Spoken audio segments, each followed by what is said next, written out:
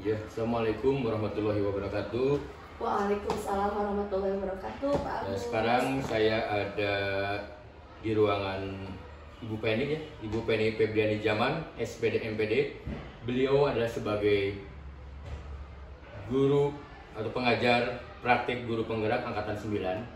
Pada kesempatan ini saya akan mencoba mewawancarai Ibu Penny dalam rangka tugas kami sebagai mahasiswa PPG. Ibu Penny, pangitan punten waktosnya ditambut sekedapnya untuk wawancara ini. Bu Penny, sih ada masalah ini mengenai kesulitan anak yang akan saya tanyakan ini Bu Penny ya. Mengapa ya motivasi belajar siswa itu merasa rendah? Itu yang pertama. Ya.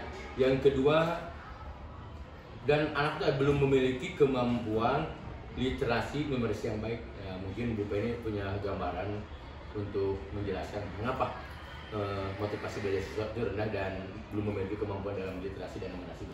Baik, nomor satu dulu ya Pak Agus ya. Mengapa motivasi belajar anak rendah sekarang? Yang pertama itu faktor utamanya gadget, Pak. Kalau menurut saya, ya, karena pengalaman saya juga begitu anak sendiri begitu Pak ya. Kalau handphonenya tidak diambil atau dirampas oleh saya diumpetin, itu terus saja main handphone sehingga motivasi belajar itu rendah. Pertama pengaruh gadget. Yang kedua itu biasanya orang tuanya itu kurang memperhatikan anak tersebut sehingga anak tersebut kurang motivasi belajarnya. Misalnya di kelas gurunya, ayo anak-anak semangat ya belajar semangat, namun kalau seandainya orang tuanya kurang memotivasi di rumah dalam belajar, itu juga akan rendah gitu motivasi. Yang ketiga, tolak ukur utamanya itu garda terdepan pasti guru ya.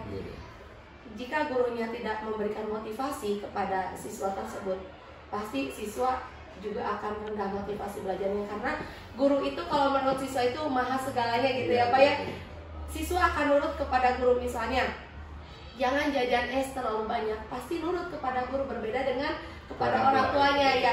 Kalau sama orang tuanya pasti membantah begitu. Nah, oleh karena itu guru berperan penting untuk memotivasi belajar siswa. Yang keempat, dari diri siswanya itu sendiri Pak. Mungkin karena memang dari motivasi intrinsik begitu ya, motivasi intrinsiknya itu kurang sehingga motivasi belajarnya rendahnya begitu. Kemudian yang kelima pasti lingkungan sekitar teman-teman itu ya berpengaruh juga, lingkungan sekitar, orang tua, guru, kemudian motivasi intrinsiknya. Yang lebih utama tantangan kita sebagai guru adalah gadget begitu Pak Agus. Terus ini yang tadi bukan yang kedua tuh belum memiliki kemampuan literasi dan numerasi tuh. Nah, kalau belum ada kemampuan literasi numerasi, itu juga garda terdepan pasti guru ya. Karena di kelas kalau seandainya tidak ada pembiasaan literasi numerasi, anak pasti nilai literasi dan numerasinya itu rendah Pak Agus. Karena kalau misalkan guru tidak membiasakan anak-anak berliterasi, bernumerasi, anak kurang paham. Waktu pertama kali saja asesmen diagnostik, itu anak-anak bertanya, ibu ini dibagaimanakan soalnya, padahal sudah jelas di atas ada perintah soal. Nah, itu kesimpulannya anak tidak dibiasakan untuk berliterasi. Ayo anak-anak, sebelum membaca soal, sebelum mengerjakan soal, membaca perintah soal.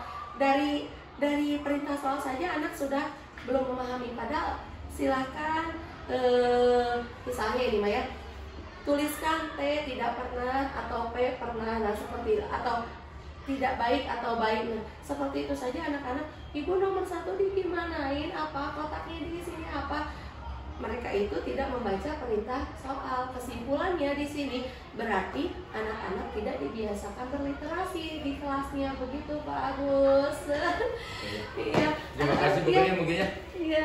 Udah meluangkan waktunya untuk wawancara dengan saya. Itulah wawancara saya dengan Ibu Penny Zaman, SPD MPD ya, sebagai pengajar praktik guru penggerak. Sekali lagi terima kasih Bu Penny atas waktunya. Saya ucapkan Assalamualaikum warahmatullahi wabarakatuh.